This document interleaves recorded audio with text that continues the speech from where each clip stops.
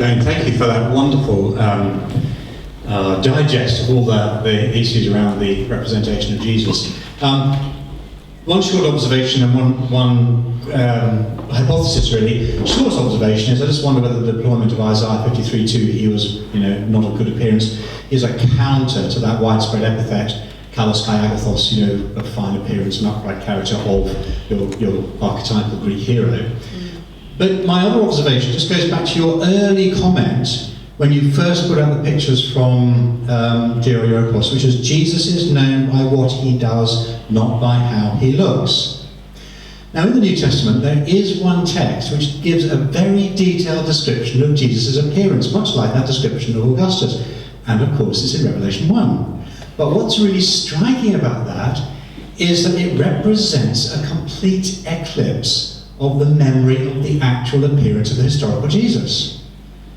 And what's going on there? Well, it seems to me that's the beginning of what I'd call a polemical displacement of using material from the Old Testament, but using material from contemporary understandings of the appearances of gods, goddesses, whatever. So the depiction of Jesus shows specific elements of it to his displacement, for instance, of Hecate as the one of having the keys to death and Hades. You obviously have the image of Jesus as the Paschal Lamb in Revelation 4 and 5, but the worship of Jesus displaces the emperor. And so when you look historically in the 2nd century, Jesus has no beard at Georgiopoulos because philosophers have no, magicians have no beards. Jesus acquires a beard in the iconography when philosophers acquire beards. So you constantly get the displacement of philosophers or gods or whatever Jesus depicted as Apollo. And it seems to me that it might not be too bold a claim to say that trajectory of polemical displacement in iconography actually begins with the end of the New Testament. All I can say is thank you very much for all those observations. I will have to remember all of them. But I think that's right. People were really aware of appearance and iconography, and it does turn up in the book of Revelation. What Jesus appears like is crucial. That it's your area rather than mine, but the unpacking the symbolism of one whose hair is like white as wool. Obviously, we're in the world of iconographical motifs, and it's not the historical Jesus.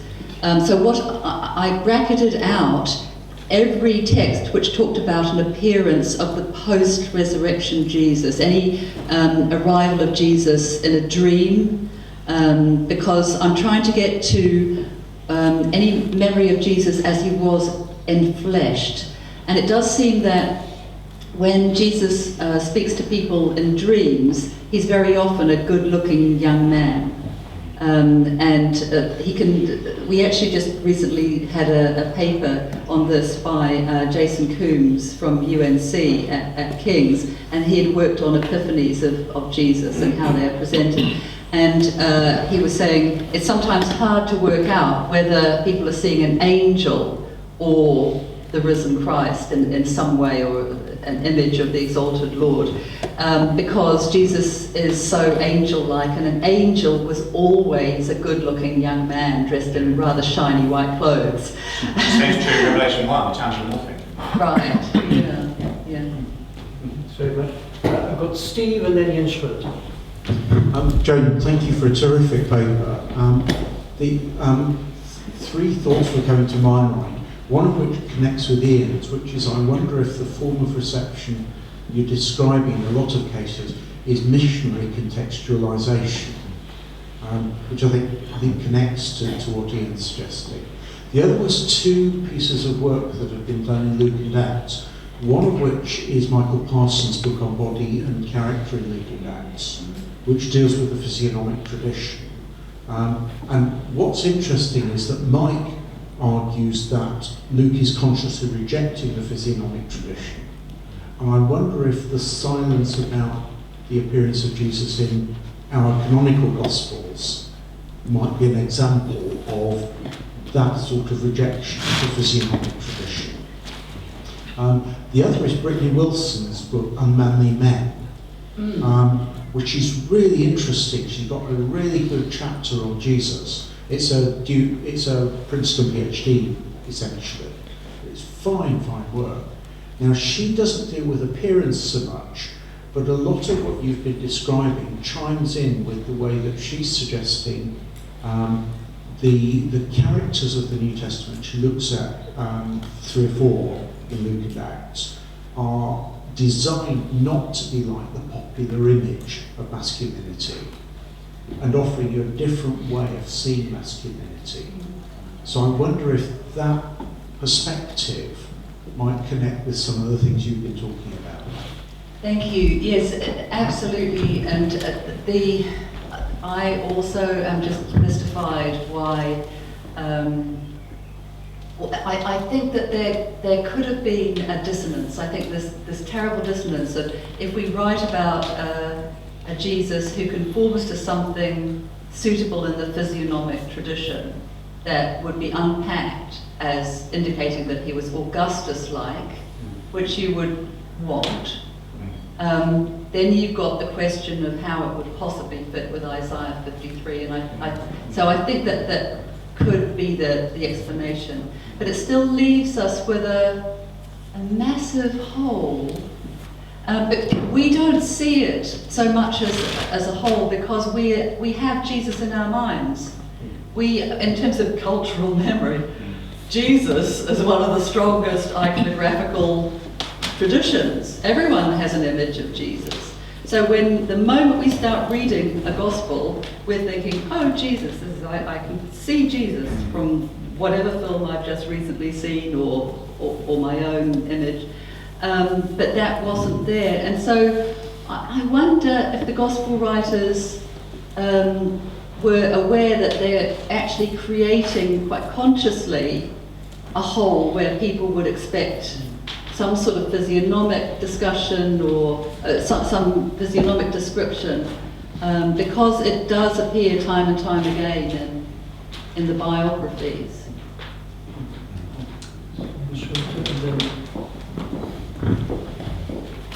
Thanks to both of you for two very interesting and inspiring contributions. I have a question for Alan. Perhaps I did not understand you correctly. You argued that the memory approach would correct some mistakes of form criticism. But I didn't really understand your criticism of the category Sitz im Leben. Because when you spoke about genres as tools for shaping and transmitting a Jesus tradition, that came very close to what the form critics called Sitz im Leben. The Sitz im Leben for the form critics was never a tool to get back to authentic Jesus traditions, but it was a sociological category to describe the shaping of traditions and its use in specific situations of early Christianity. Perhaps sometimes Bultmann claimed the too strong connection between a specific genre and its use in certain situations of early Christianity, what Dibelius did not. But that is not the main point. The main point is that they wanted to show with that category of Sitz im Leben that the genre is quite important for the recognition of the use of a tradition and its shaping and its transmission.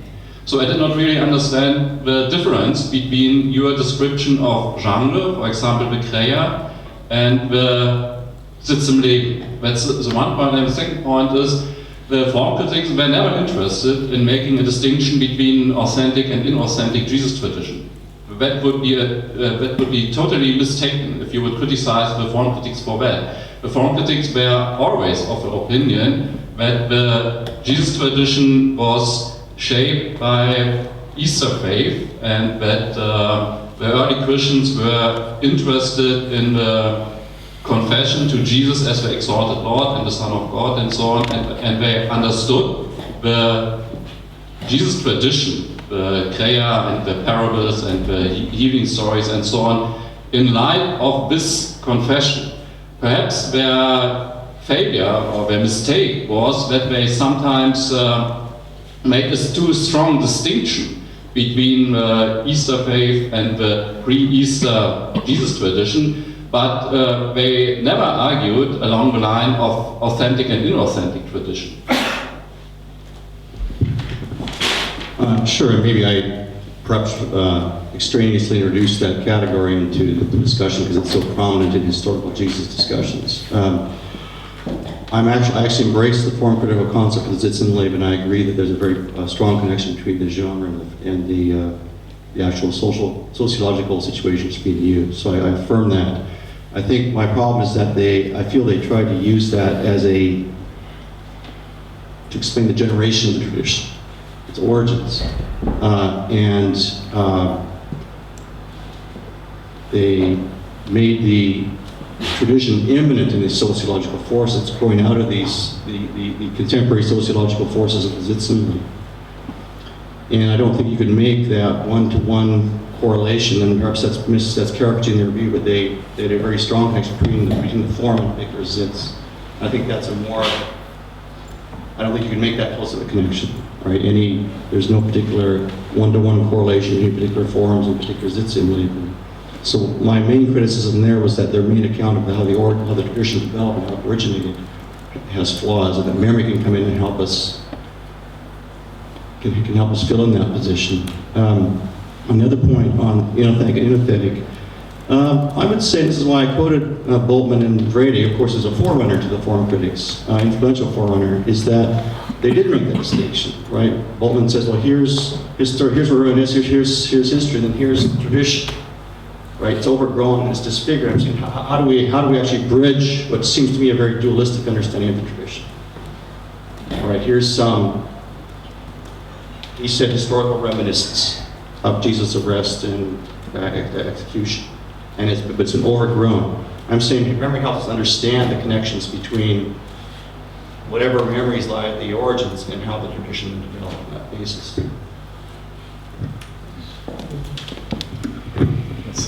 Thanks again to John. I really liked this mapping of the field of description of Jesus, and I was, as you, thinking about Revelation 1, and I think we all would agree that this is not memory, and you maybe consciously skip this passage, but where do we know from? And that leads to Ellen's approach. I think it's a difference in genre.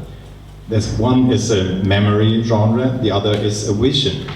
It has nothing to do with reference to the past. So my question to Ellen would be, do you think there are in particular genres of memory which can be named on a micro level, for example, miracle stories? Or is it possible to name at least a few of them, apart from Shreya? And my question to Johan would be, do you think there are also genre within iconographic representation? Because where do you know from that the authors or the painters had any idea of historical representation? Maybe they just wanted to illustrate scripture or copy the shepherd like Hermes or so on. Why do you read these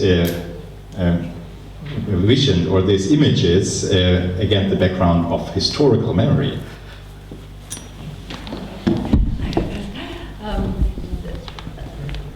The background of historical memory is simply because the Gospels have that within them. And then, but I would classify them as reception, not memory. From what we were talking about yesterday, they are receiving the Gospel text, and they are then producing an image on the basis of that text, but they have to imagine out the story. So it's then what feeds the imagination? Is there an idea that feeds the imagination that has come parallel with the actual story by word of mouth? Or is it simply seizing the idea of a young God and putting it into this image because that is an iconographic established tradition? And I think it is. I think it's just a mash together, actually, of the young God with the idea of a wonder-working philosopher. That's what we've got, and that's normally understood in terms of Christian iconography. So I wouldn't classify it as memory exactly in terms of an iconographic tradition. It's reception using a repertoire of iconography. But it is still trying to represent a story that was understood by those who saw the image as having some kind of historical foundation. It was representing some sense of the actual. And that's different from an iconographic image like the Good Shepherd, where there's no actual case where Jesus walks around with sheep and with a sheep on his back and goes, I am the Good Shepherd. It's always an image about what he is doing, and when that's represented, it is using these iconographic forms that are about meaning rather than a story based in history. The question was on, are there memory genres? I'm not sure if there's a trap line in wait for me there or not. I have to think of your own work, of course, in the parable, which I believe you will say it's a medium for memory, and you have a very nice discussion of how that works, and I found that very impressive about how it tells us about Jesus as a parable teller, and it tells us something about the social conditions in which the parables are told and so forth. At the same time, it's a vehicle for conceptual content. When I think of genre, the way in which I'm using it, particularly genre memory, is it's more on my work on the connection between cognition and cultural media. People who are working at that interface, both cognitive scientists and the people on the cultural side, are arguing that we do not form memory apart from the help of cultural media, even cognitively. We have to make available, we draw upon narrative tropes and narrative forms and other genres which we're socialized into. Harold Veltzer and his Das Communicative Gedächtnis is a great discussion of the work of developmental psychologists that talk about how children learn to form memory because their parents learn them to teach them how to narrativize their daily experiences. All right, this is why you don't find childhood memory until around the age of 2, because you have to develop linguistic abilities in order to form those memories. And so I see genre as essential to memory formation. That doesn't get you to tradition, it doesn't get you to normative tradition. You have to discuss other cultural processes which lead to the emergence of a normative body of tradition. But I think the research is telling us that you cannot form memories without the help of cultural media which are available in our environment. So I think it's hard for me to come and say this is a memory genre and this isn't. In order to form memories with ourselves, we'll articulate them. If I was going to tell you my memory of what we were talking about at the bar the other night, about how I came to be exposed to memory theory, I would put that in a narrative form, okay, in order to communicate it to others. So I think it's really hard to say this is a memory genre and this isn't, but I do think it's clear in order to form memories, but also and also corporately to share them, they have to take some kind of generic genre form which is made available to us by our cultural repertoire. Jonathan, I think this is going to be the last question. Sorry. Thank you, both of you, for your papers. And my question is directed to Alan. So yesterday there was some talk about is memory a method? And I think actually you referenced to it as a unified field theory. Fixing on the word theory there may be the answer to that. It's not a method, it's working at a different level. It's working at the level of theory. But I guess the question I would still have then is, at some point I still have to actually work with the gospel text, work with the New Testament text. So how do I take this theory how do I move from this theory level to the empirical level of actually doing that work? Which maybe I'm just going back to the question you were asked about how to actually do this, but to me there still needs to be some sort of methodological discussion there about how to make that movement. So I don't know if that's more of a comment than a question, but I'll turn it over to you. I would just say there, I would say, see this as a plea for us to do that kind of empirical work. I mean, what's bothered me a little bit about our memory discussion of the past few years, it's operated very much on the level of theory, and that's a generalization. And I've always been concerned, I don't think it's a very great method. Here we go again, what is the method? And I think we've seen there's so much pluralism of methods here, and theories and so forth. I've always been puzzled by the fact that, memory approaches are widely accepted in other disciplines by our colleagues in both in hard sciences and the soft sciences. And it's running into, it's not controversial. I mean, obviously there's debates about, whether it's present or past and so forth. The same kinds of debates show up in the study of national monuments and so forth in the US.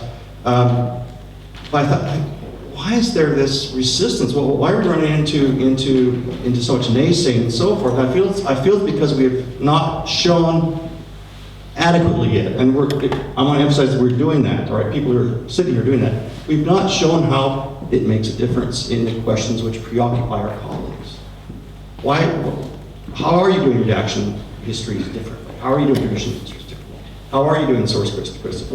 What's the value-added element that your memory approach that you're talking about actually bring to questions which preoccupy us? And I think we need to do that. I can't preordain what the outcome of those will be, but I think it has to be worked out in the weeds of empirical work.